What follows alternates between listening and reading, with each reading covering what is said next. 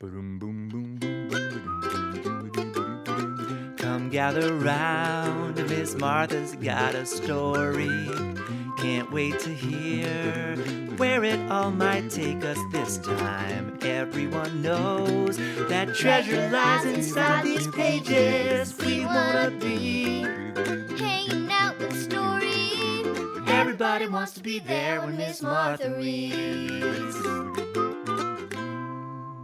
Support for Miss Martha Reads comes from Bay Power Solutions. Hello, friends. Welcome to Martha Reads Story Time. I'm Miss Martha, and I want to thank you so much for joining me today. Now, have you ever been around someone who you thought was mean, but later you found out that they were actually nice? Well, that leads me to today's story, and the title is The Mean Tree. This story was written by a fifth grader named Savanna who attended Camden Intermediate in Camden, North Carolina. Let's put on our good listening ears. Click, click, so that we can find out why this tree seems so mean. Once, there lived a mean tree named Gordon. He was so mean, the forest critters called him Grumpy Gordon. Now, Gordon was mean because the birds that had nest on him, they left and flew away. This made Gordon very mad. Anytime a new bird would try to come and nest on him, Gordon would shoo them away. He wanted his old friends back. Sometimes the forest critters had secret meetings about Gordon. He keeps all of his acorns to himself, complained the squirrels. And what about that fine bark he keeps to himself? Said the termites. Just think about all the sticks he might have, complained the beavers. Who knows? He might even have some berries, suggested the deer. Gordon knew all about their meetings, and it just made him feel even more upset. After one secret meeting, just as the critters were leaving the pond, there was a terrible rumbling.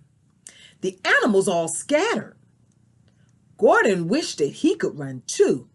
Soon the wind began to howl. All of Gordon's pretty green leaves blew away. Some of the trees fell down, and Gordon was the oldest tree in the forest. He didn't know if his roots would hold him. One by one, all of the trees around Gordon fell down. Just as Gordon's last root was about to snap, the shaking stopped.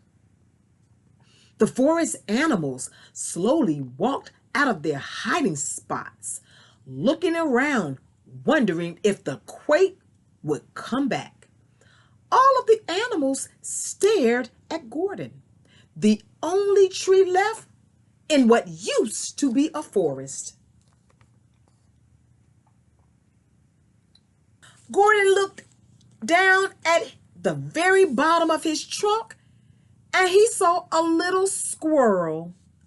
The squirrel stuck sap on his tree trunk, then a leaf.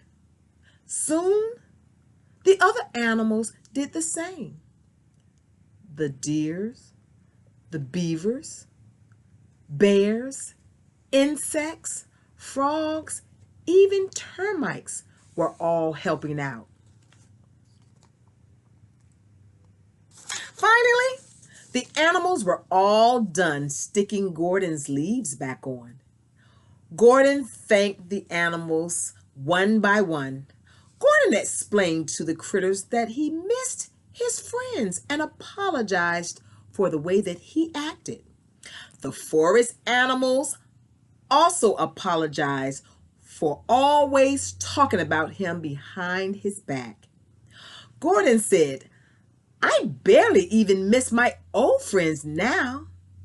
It looks like I have new ones." Right after he said that, he heard his old friends honking and chirping at him. "Gordon, Gordon." Now Gordon had a lot of new friends, and he had his old friends. The critters now called him Generous Gordon, the nicest tree in the forest.